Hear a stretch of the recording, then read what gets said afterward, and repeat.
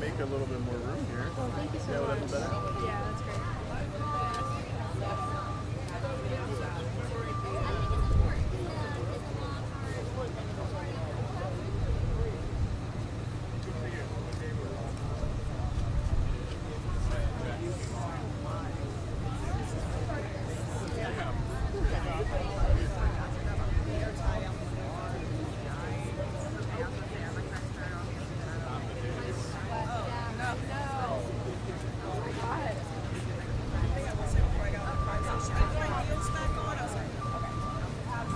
Ready? Mic check 1 2 1 2. Mic check 1 2 1 2.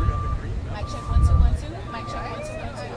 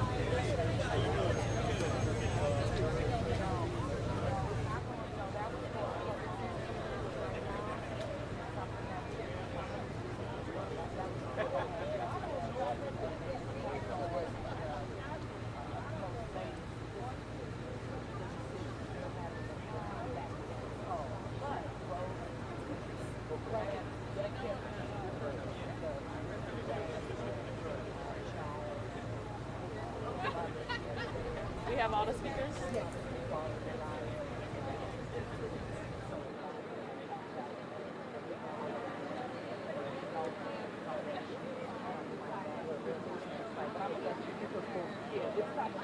Okay, you guys, we're about to get started.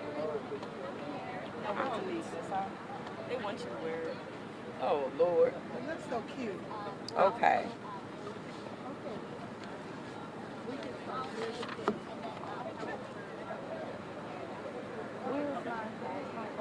Right here, sweetheart. No, who moved my things out of my folder? Here, well, I took them here. I'm sorry. Thank you. You can take them. Thank I didn't want to cloud you. everything. Yeah, thank you. You're welcome. There you go. Take that as I can take it back. There you are. Oh, congratulations. Oh, thank you so much. Look at good as usual. Man. Yeah, absolutely. Thank you so much. You okay, ma'am? Yes, ma'am. Okay. All right, I believe we're ready to get started. We'll assemble. If you all want to assemble, I will. I'm just trying not to.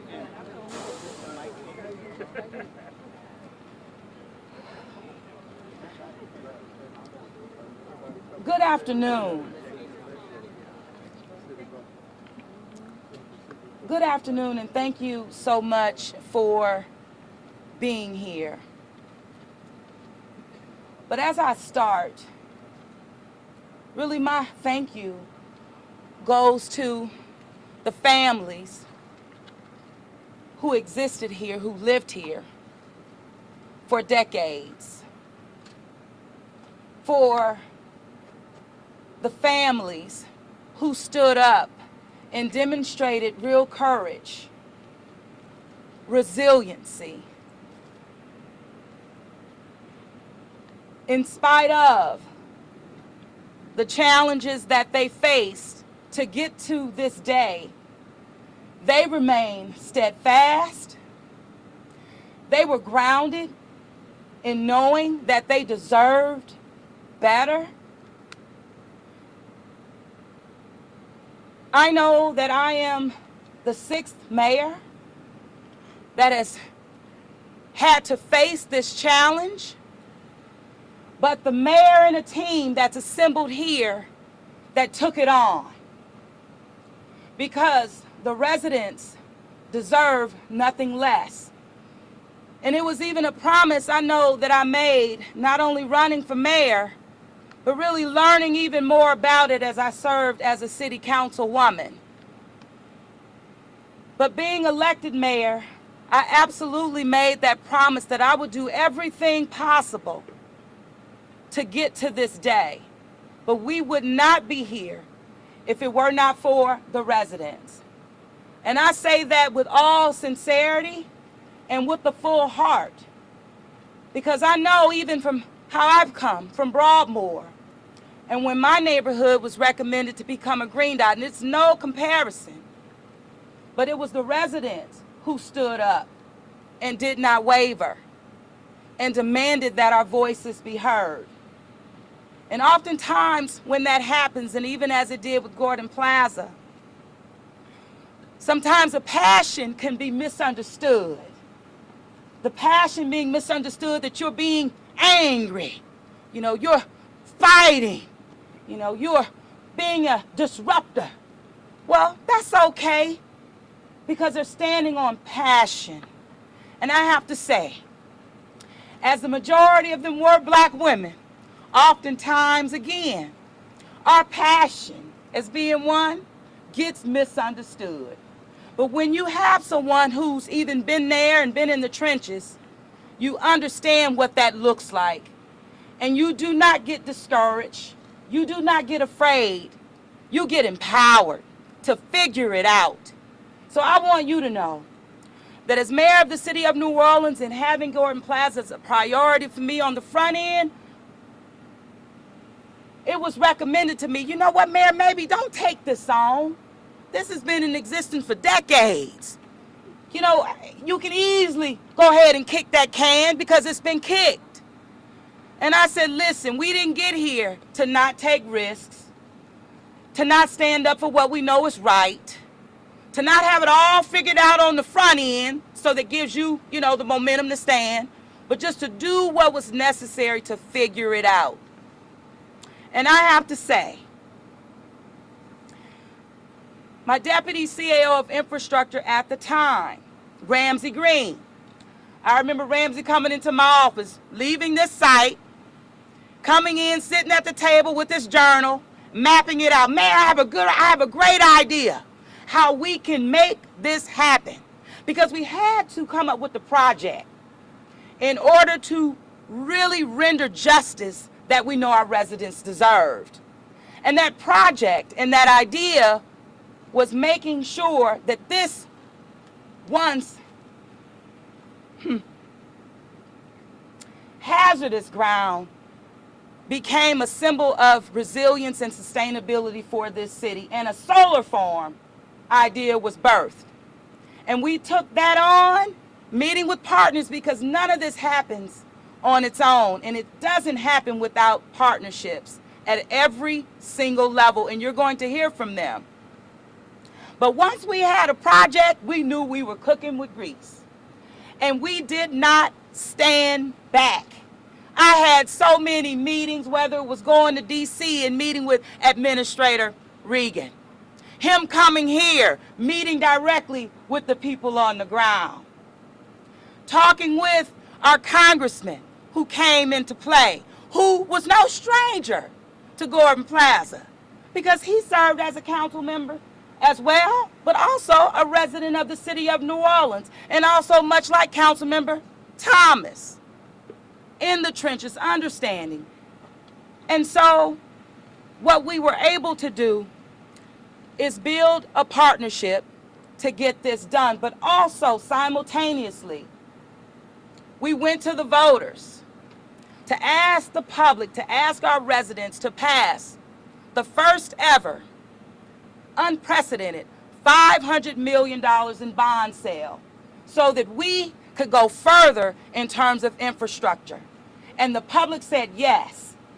And so while we were working on parallel tracks with an idea and with resources that we could tap and working with the New Orleans City Council, we were able to put $35 million of that bond sale money to work and buy out 62 of our 67 residents.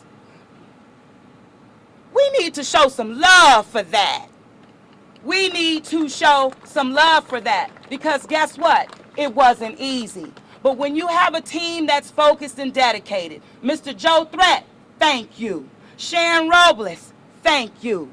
Greg Nichols in the Office of Sustainability, thank you. The list really goes on and on. Our CAO, Gilbert Montano, again, the list goes on and on. But it started with the community, who are the world's greatest experts on where they live. And so we have been able to turn the page, rendering justice, and now moving on to a future of sustainability, to where the city of New Orleans will continue to be that example nationally as well as globally. But who I would like to bring up at this time, a real partner who was unwavering in his commitment to work with us, Congressman Troy Carter. Thank you, Madam Mayor. Oh, sorry. Give it up for our mayor. Madam Mayor, thank you very much for your incredible leadership and staying focused. In the sea of distraction, it's not always easy to be focused when there's so many needs in a community. Here we stand in front of a community that has always had need, and justifiably so. So thank you for your leadership and the leadership of everyone who participated, those who started this project a long time ago, and those who are here today for the birth of what is progress. Perfect timing for the horn. That was an applause. So I want to thank our mayor. I want to thank the administrator, Michael Regan, who's been an incredible partner for us. I tell people, because I traveled through this state, we have never had, ever, with a capital E, ever had an administrator that has been as hands-on and as caring about the people of Louisiana, and I dare say our country, than we have in Administrator Michael Regan. He's been here since day one, and he keeps coming back, and he's coming back with money, with resources, with rulings, to listen, to demonstrate that he gets it and he cares. Give our administrator a round of applause. Administrator Michael Regan has been a tireless leader in fairness. You've heard me say, and I say consistently, coexistence. Industry and community coexisting, but only when the health and welfare of communities are first. Clean water, clean air, access to environmental clarity is essential for that coexistence to exist. And as the mayor said, no one does any of this alone. So I want to take a moment to just, again, thank the mayor, thank Dr. Earthia Nance, the regional administrator of EPA Region 6, who's always on the ground with us, Sharon Robles, City of New Orleans Environmental Affairs, Eugene Green, the city council member from this area, Dr. Beverly Wright, founder and executive director of Deep South Center for Environmental Justice, Council member Oliver Thomas, a dear friend and outstanding leader who has seen several iterations of this as I have, and we are all so particularly grateful that we are at a point that we're going to be watching that record do its thing. The partnerships that are important, the initiatives in making today's announcement possible. This event marks an important moment for reflection. For decades, the families of Gordon Plaza lived in the shadow of the Agriculture Street landfill, a place originally intended to hold waste, not lives, dreams, or futures. The families that moved here were drawn to the neighborhood with the promise of achieving the dream of home ownership and building generational wealth for their young families. What should have been a vibrant neighborhood became a place for environmental injustice. Through their resilience, the people of Gordon Plaza have fought tirelessly, ensuring their voices were heard and their rights were upheld. Today's demolition is not simply about clearing structures, it's about clearing of a painful chapter. We're here to break ground on something transformative, the Agriculture Street Landfill Solar Farm, a project that will turn past wrongs into foundations for future promise. This solar farm will not only provide clean, renewable energy to our communities, particularly benefiting low-income families and senior citizens, but will also serve as a symbol of environmental justice as we turn a former Superfund site into a model of forward-thinking sustainability.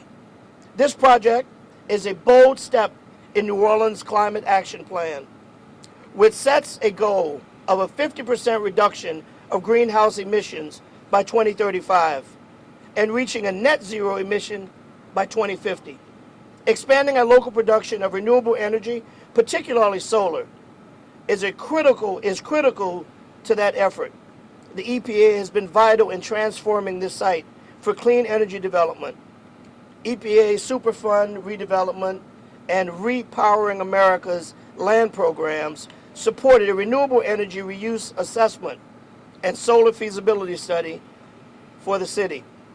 The studies found that this site can produce up to 6.4 megawatts of clean, renewable solar energy, enough power to power over 1,000 homes annually in New Orleans. This project shows what is possible when federal, state, and local governments work together with the community at the table. I want to thank again Mayor LaToya Cantrell, EPA Administrator Michael Regan, Dr. Earthia Nance, the entire City Council, and our beloved Dr. Wright for always being at the table, always offering solutions, having an unwavering commitment to making this a reality. As we move toward this solar farm, we'll supply clean, affordable energy for residents, helping to lower utility bills and increase our city's energy resilience. Once completed, the Agriculture Street Landfill Solar Farm will not only transform 40 acres into a sustainable energy source, but will also serve as a powerful reminder of how we can address past environmental harms with innovative solutions. I want to thank all of you for being here today.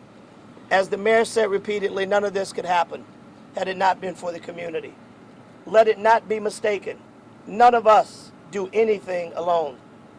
This has been a team effort, and a team effort driven by the people who have been most wronged. And today, we take a huge step into making it right. God bless you all. And now I'd like to bring up to speak someone that has been an incredible leader for our country. He has represented the Biden-Harris administration in bringing resources to Louisiana like we've never had before. Through the Inflation Reduction Act, we brought more money back to Louisiana for environmental injustices to be corrected into environmental justices at the leadership of none other than our EPA Administrator, Michael Regan. Yes.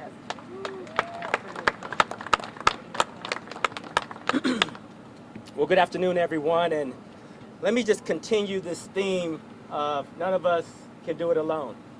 So I want to start by thanking Congressman Carter. I'll tell you, he gave me a call recently and told me about today, and my answer immediately was yes, I want to be here, I will be here. And I wanted to be here because I wanted to continue to stand with this community, with the mayor, and especially with the congressman.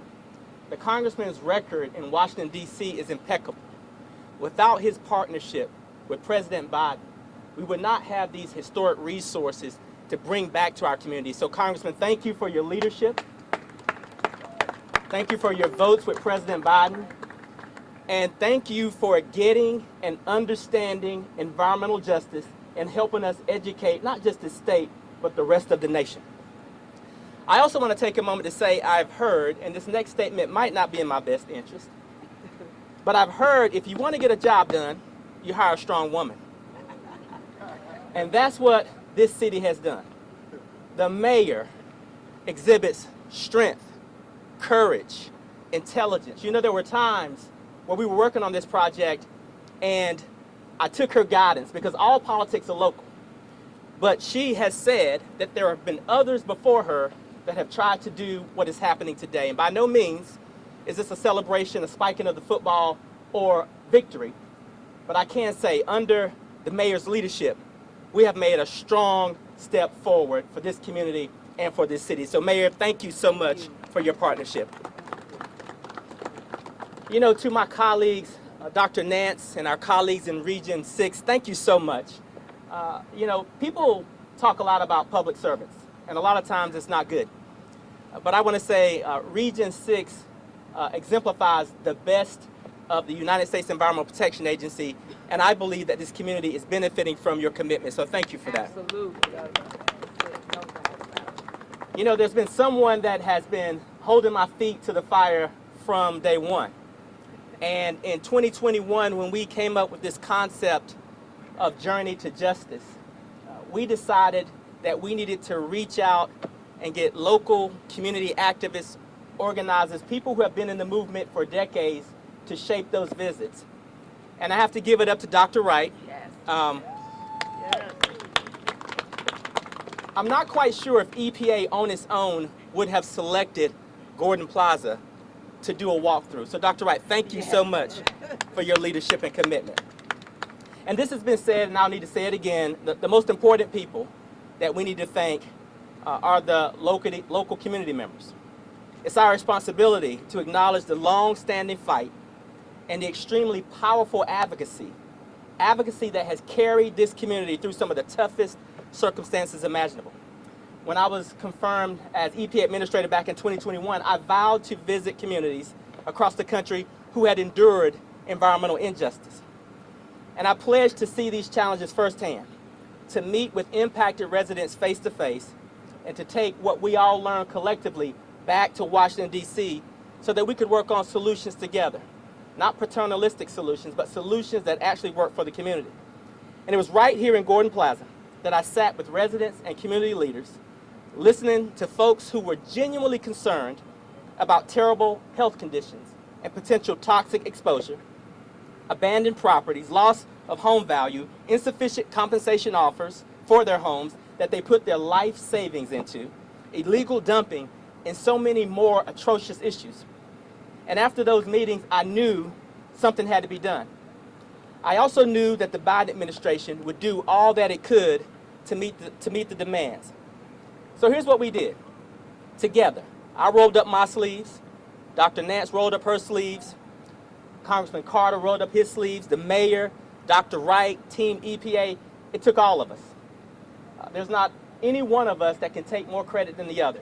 It took all of us leveraging the system with maximum pressure to do the right thing. And since that day, on our part, we've coordinated like never before with this mayor in this city and this congressman, providing critical research, additional resources at a level that has never flowed into communities like this, technical assistance guided by the recommendations that I heard directly from sitting on these front yards. We were on a mission to find solutions, but we also knew that we had to build trust along the way. And that's what we did. And so I'm honored to be back here today. And I want to be clear, as you've heard before me, we are here because of the residents' resilience. We also can't forget that this is a bittersweet day.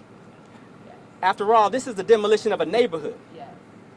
That despite all of the issues that they face, it holds sentimental value to so many people.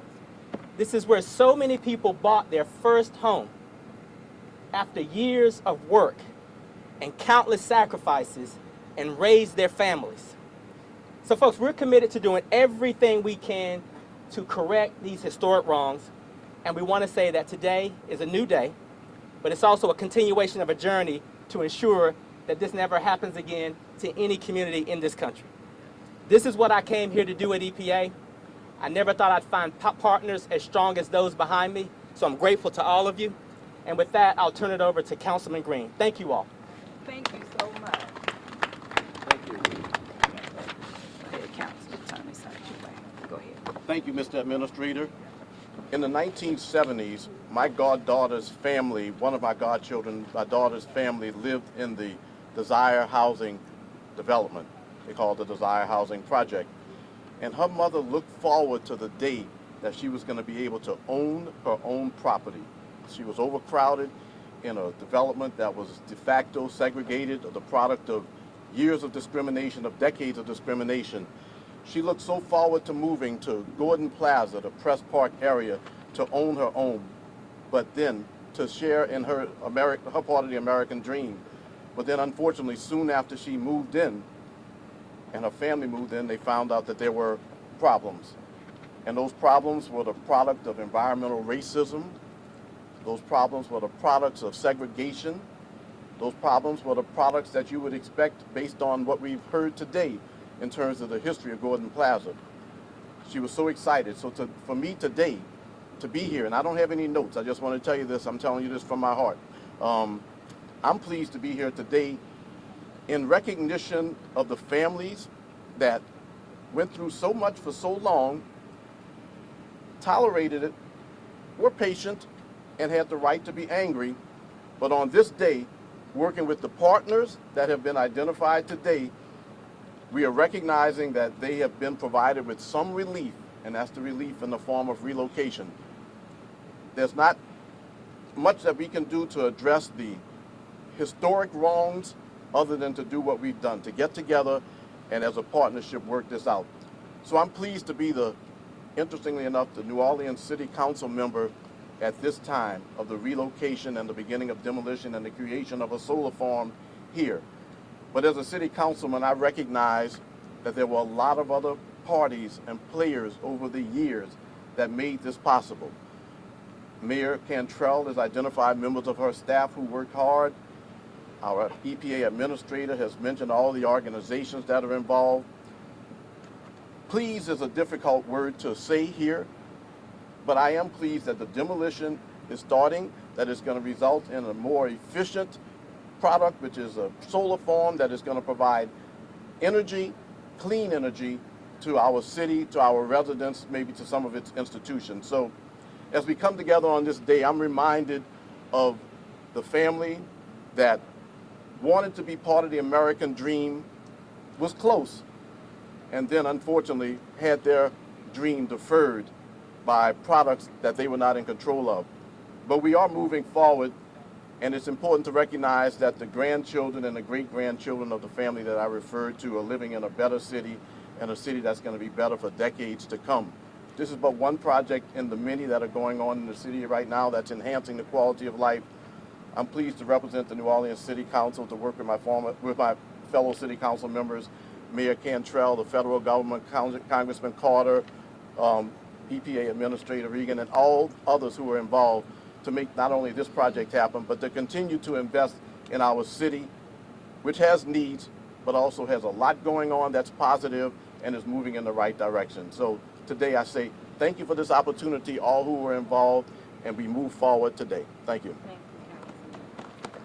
Thank you very much. Thank you very much, Councilman. And I wanted to call on Dr. Beverly Wright. But before I do, I did want to extend to Councilman Thomas. I know this is even closer to your heart in terms of family here. First, to all of the dignitaries gathered here today, Secretary Reagan, our great Congressman, our great Mayor, Councilmember Green, thank you for being the council member that brought closure to this. Robert Thomas and I were talking earlier, and Secretary Reagan, though this may be a celebratory event, those of us who grew up here, who walked these streets, when there wasn't access to gyms in the neighborhood we grew up with, we didn't have one in the lower Ninth Ward that we could access. When Stallings was closed, we had to cross the canal and come to this part of the Ninth Ward with our relatives. For my relatives who lived on agriculture in abundance. The mayor knows that next Friday we're going to be burying another member of my family who has cancer. So there are countless of us Ninth Warders, and I can't say I attribute it to these playgrounds or these streets or walking these streets, but what I do know, there's an exorbitant number of people from my family and those of us who live here that have experienced or died from cancer. And Wilbert, what would the Westons say? And what would the Prices say? And what would Doodles and my brother say if they were here? And what would all of the great Ninth Ward families, the Davises, whose kids, whose families walk these streets? You know, Secretary Reagan, New Orleans is a place where we say soul lives. And And so usually lives because of our tradition, because of our struggle. But all those families, whether they're my family or not, all those souls live today because they clap and they celebrate that no other black family, no other black community, no other area of economic racism where they say they want something built, you can put it there, across the tracks. And for folk who don't know the history of the Ninth Ward, the city was jammed along the river. The city wouldn't be the city without the Ninth Ward. Thank you, Councilman. And so now it really is my honor to bring up a woman who is second to none when you're talking about environmental justice throughout the city of New Orleans. A woman that I became familiar with as a councilwoman and going to her house. My daughter was 6 years old, who's now 16. But someone who taught me, and I took direction. And we wouldn't be here today, not only because of the residents, but Dr. Beverly Wright. Dr. Wright. Yes. Woo. First of all, who picked this spot? The community did. I'm just saying the tent is over there. That's a that was my reference was to the tent. I'm sweating like crazy. And so if you don't believe in climate change, think about where we are, the date, and how hot it is here. We're really dealing with climate change, but I would like to first of all ask everyone to just take a moment of silence in recognition of all the people who lived and died and worked on this project for the last 30 plus years. And I'd ask that you, 1 minute of silence, please.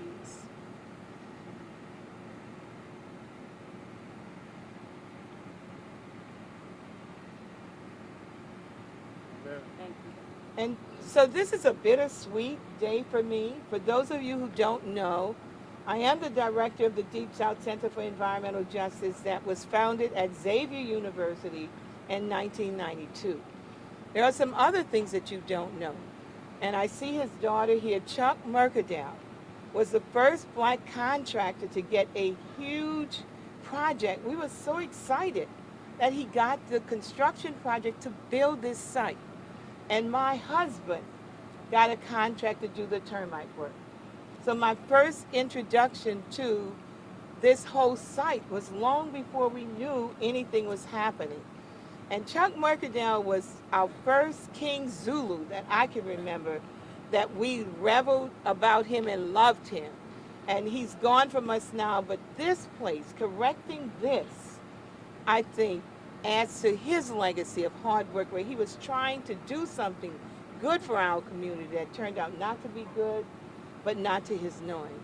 And my husband, who did the termite work here, came home one day with blisters on his head and arms, and he said to me, "Bev, that place is a dump." He said there's glass and bottles and tires and everything where these houses are being built on top. Fast forward to almost 20 years later, I start the Deep South Center for Environmental Justice, and this was our first case. And while this is the last settlement, we've had 3 before this. This community has had a number of leaders. We fought, we lost, we won, leadership changed, but the objective was always this. And I have to give credit to the Biden administration first, and then to Administrator Regan. You know, not only do we just love him, and he's good to look at too, you know, that helps. All the old ladies upriver just love him, and they say, "Oh, you look like my son," or "You look like..." We've never had an administrator where our people saw themselves in that person. Right.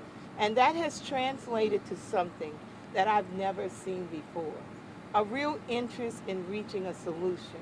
Now, there are a lot of hurt feelings, and a lot of people saying what you did for me, what you didn't do for me, but I need to tell you that if this idea of the federal government stepping in to clean up this land and turn it into a solar farm where the city got some benefit from this buyout, we wouldn't be here.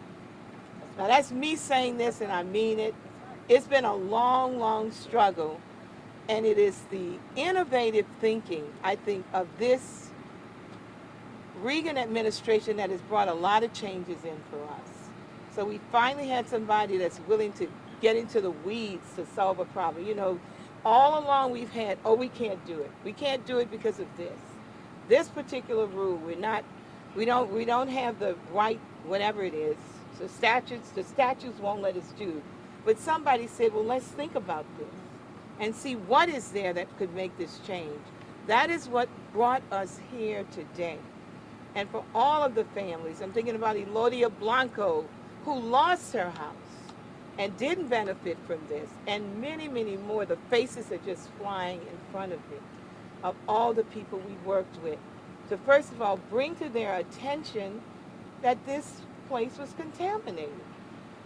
The community didn't know that. We started getting information from what we call insiders, inside outsiders at EPA, sending us information, telling us, you need to look at this place is poison. That's how we found out.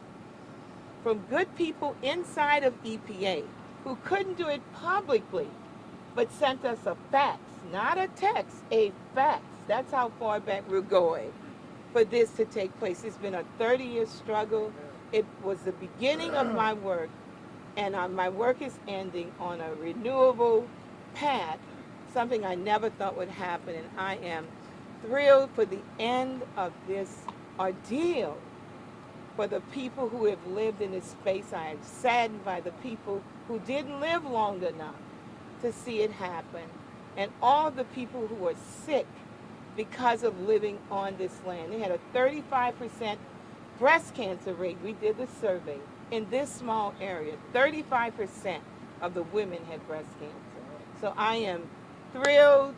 Thank you for all of the accolades. I don't know how many more years I can do this, but I can tell you I'll do it for as long as I can. Thank you. Amen. Yes. All right, and thank you again, Dr. Nance. You are just an exceptional Region 6 director. And I know the city of New Orleans has benefited tremendously from EPA and our federal government. So while we're talking Gordon Plaza, that list is mighty long. And Congressman, thank you so much. You know how long it is. So with that, I believe we're going to cut a ribbon. Cut a caution tape, rather. Everybody put on your hats. You can put it on.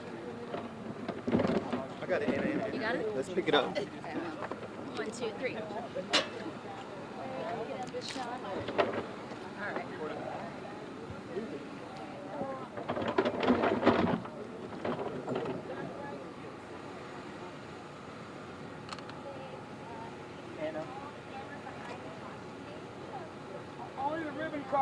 Only the ribbon cutters in the behind the orange tent, please. Only ribbon cutters behind the orange tent. Camera, please come back.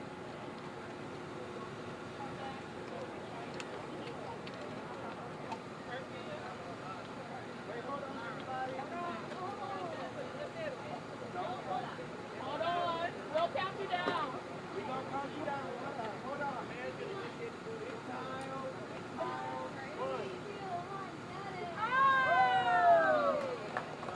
Now we will commence the demo once they come back.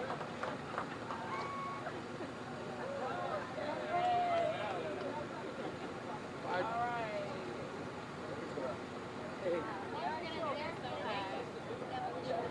Casey. Oh, do y'all need a group shot?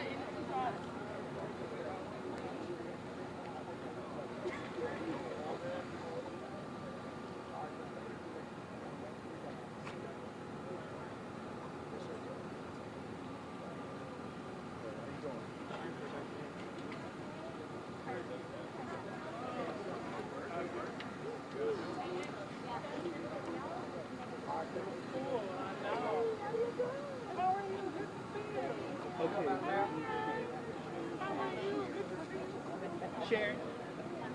Hey, okay, so we need to remove all of this before they start? We just need to get on the other side. They're going to move this. They're going to move this.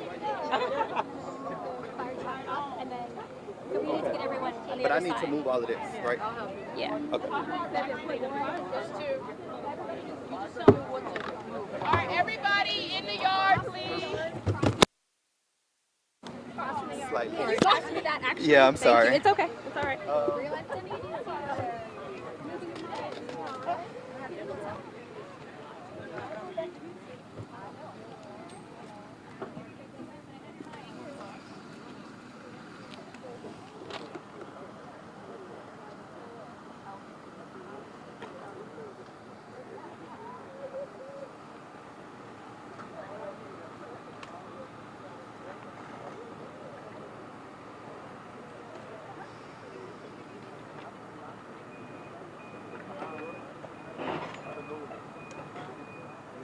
Sir, can you scoot over?